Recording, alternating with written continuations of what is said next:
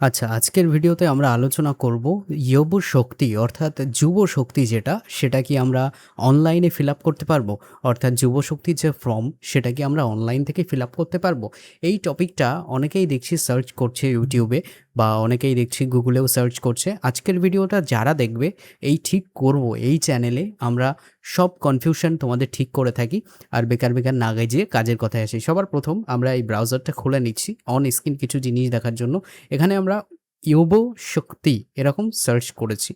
এবার ভালো করে এই ভিডিওটা মন দিয়ে দেখে নাও। এখানে কিন্তু অনেক কিছু বোঝার আছে। সবার প্রথম আমি তোমাদের বলতে চাই, এখানে প্রথম আমরা যখন এটা সার্চ করি, তখন কিন্তু আমাদের সামনে এরকম একটা ইন্টারফেস আসে। সবার প্রথম আমরা দেখতে পাই, এখন বর্তমানে এমন আছে, ভবিষ্যতে যদি চেঞ্জ হয়ে যায় তার জন্য কিন্তু আমি দায়ী নয়।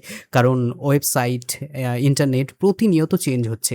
বর্তমান সময়ে আমরা দেখতে পাচ্ছি এই জায়গাটায় এরকম একটা সাইট আমাদের সামনে আসছে। সবার প্রথমে র্যাঙ্ক করছে। এটা yoboshakti.in। এবার আমি একটা জিনিস তোমাদের বোঝাতে চাই। যখন এটাতে আমরা খুলছি, সাধারণ মানুষ বিভ্রান্ত কিভাবে হয় আমি বলছি। এটা কিন্তু সাধারণ মানুষের একটা সাইট। মানে আমার মনে হচ্ছে এটা কোনো সরকারি সাইট নয়। কারণ সরকারি সাইটের ডোমেনগুলো .gov.in এরকম বা .gov এরকম থাকে, অর্থাৎ গভর্নমেন্টের যে ডোমেনগুলো হয়। এবার নিচের দিকে একটু যদি আসা হয়, এইখানে সব লেখা আছে যে ৩,০০০ পার মান্থ এরকম নানান তাল অনেক কিছু পাবে বা এই হবে সেই হবে সব কিছু আছে। আমাদের মাননীয় মুখ্যমন্ত্রী এখনো পর্যন্ত আমি তো দেখলাম না যে এমন কিছু বলেছেন যে যেখানে কোনো সাইট লঞ্চ হয়েছে যেখানে আমরা অনলাইন ফিল আপ করতে পারবো। কিন্তু মানুষ এখন সার্চ করছে। এরকম নিচে আসলে তোমরা একটা জিনিস দেখতে পাবে, আমি বুঝিয়ে দিচ্ছি। এই জায়গাটায় দেখো লেখা আছে, এইখানটায় দেখো, এই যে লেখা আছে, নমস্কার আমি অমুক, বাড়ি অমুক জায়গায় এবং এই ছোটবেলা থেকেই টেকনোলজি এবং লেখালেখির প্রতি ভালোবাসা, তাই এই ২ এর সমন্বয়ে তৈরি করেছি এই ওয়েবসাইটটি, যার মাধ্যমে বাংলার যুবশক্তি প্রকল্পের সমস্ত রকম খুঁটিনাটি তথ্য ইত্যাদি এই সাইটে তুলে ধরবে। এটা সাধারণ মানুষের একটা সাইট, আমরা পরিষ্কার বুঝতে পারছি।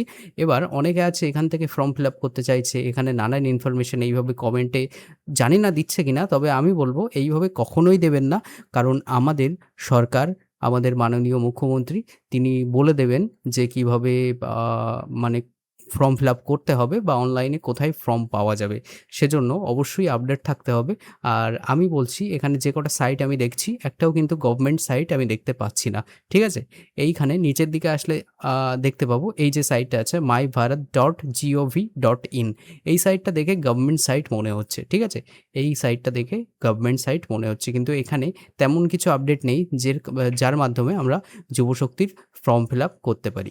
এবার কথা হচ্ছে গাইস, এখনও কিন্তু অনলাইনে সেরকম কিছু রিলিজ করা হয়নি বা ডেট বলা হয়নি যে ডেট দিয়ে আমরা ফর্ম ফিল আপ করতে পারবো। আমি তোমাদের জেনুইন সত্যি নলেজটা দিলাম, যাতে তোমরা উল্টোপাল্টা ইনফরমেশন অনলাইনে শেয়ার না করো আর সেফ থাকো।